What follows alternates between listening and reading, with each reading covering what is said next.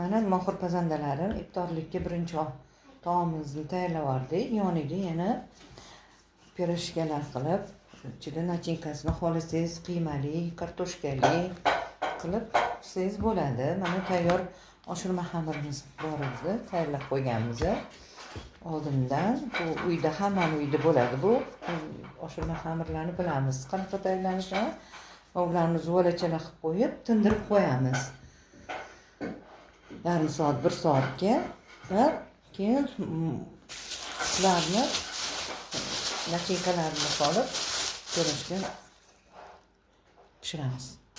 Ular tinib oldi. Endi nachinkalarimizni solib chiqamiz. Hammasiga bo'lib bir anaqada maromda tugib keyin qovurib olamiz.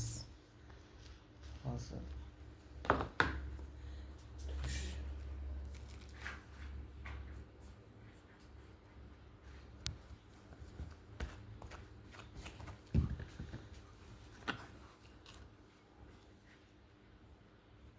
ko'proq so'z ekan, mazali bo'lib chiqadi pirojkalarimiz.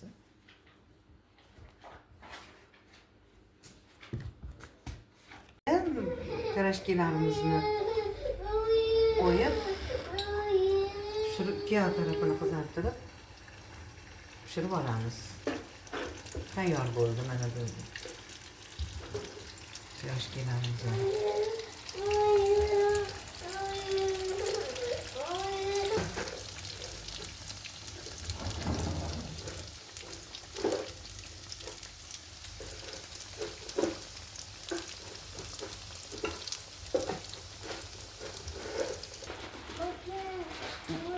Mana pirojkalarimizni ikki o'rtog'ini chiroyli qilib qizartirib pishirib oldik. Va